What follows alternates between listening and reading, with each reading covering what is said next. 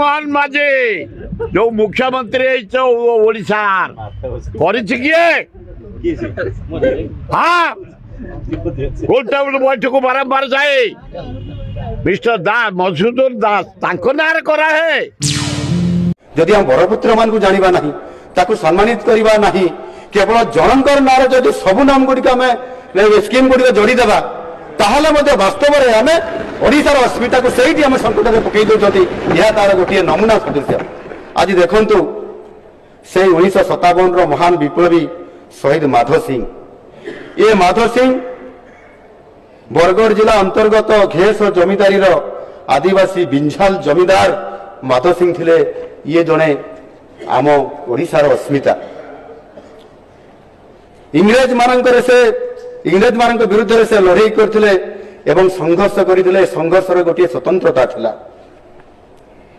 356 टंका खजना पैठ करी निष्कपट जमीदारी शासन भोग करने को सेतेबर प्रशासक कोकबर्न देइथिबा गोटे लोभनीय प्रस्ताव को से घृणार सह प्रत्याख्यान कर से माधव सिंह जड़े आदिवासी बिंझाल जमीदार माधव सिंह आज किभली भाव में से तार देश प्रति निजक बलिदान देवार एवं स्वाधीनता करिवार उत्साह प्रदान करथिला 1857 मसीह एवं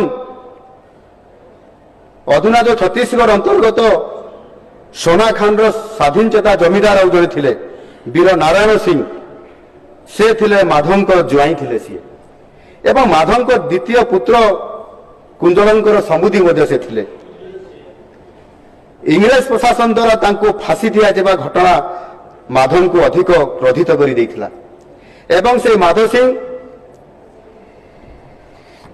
लड़ाई करने जिते शपथ नेले से समय वीर सुरेंद्र साई को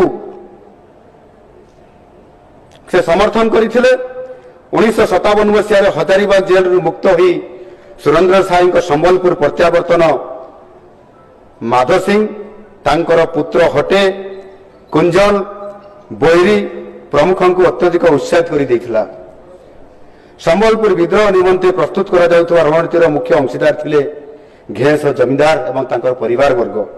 से रणनीति अनुजाई सिंघोरा घाटी को अवरोध करने दायित्व माधव सिंह को दिया जायतिला। वीर सुरेंद्र सिंह दायित्व देइथिले एवं माधव सिंह तांकर ज्येष्ठ पुत्र हटे नेतृत्व में घेस बाहिनी सह कैप्टेन वुड ब्रिज शेक्सपियर प्रमुख सेनाध्यक्ष तांकर सहित बारंबार से सिंगड़ा घाटी ठारे तांकर संघर्ष होईची एवं माधव सिंह तांकर गरिला युद्ध माध्यम शह शह इंग्रेज सैन्य मान को हत्या करथिले एवं तांको घोड़े देके पछक फेरई देइथिले। ए प्रकार उद्यम शक्ति साहस प्रदर्शन करथिले से माधव सिंह।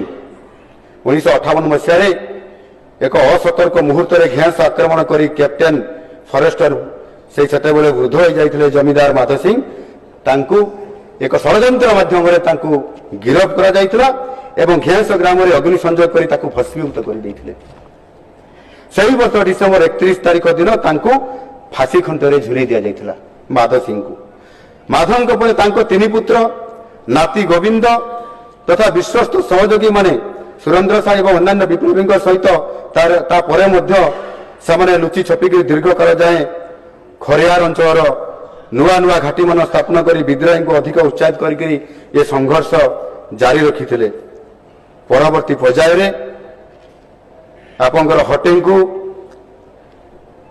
इंग्रेज माने तांको धरिकी दीपांतर कर देइथिले एवं दीपांतर करदेवा परवर्ती पर्याय दहनीय अवस्था सेठार तांकर मृत्युवरण होता।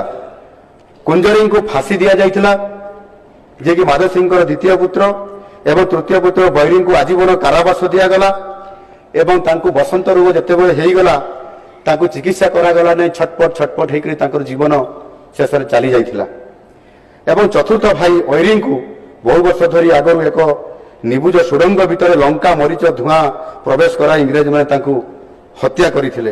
एही बड़ी भाव में पिता पुत्र समेत घेस जमीदार परिवार 5 जन तथा जुआई समुदी और आत्मीय स्वजन समस्ते स्वाधीनतार महायज्ञ आत्माहुति दे भारत वर्ष एक विरल उदाहरण रखी जाइछन्ति। ये माधव सिंह एभली व्यक्तित्व को आम चिन्हट करवा एवं मात्र किछि दिन भितर चिन्हट करी नुआ सरकार जदि माधव सिंह ना रे एक बड़पुत्र को जदि सम्मानित करबा तांको ना रे एक योजना करबा ये कौन जुमला यार जवाब विदेश देवे कि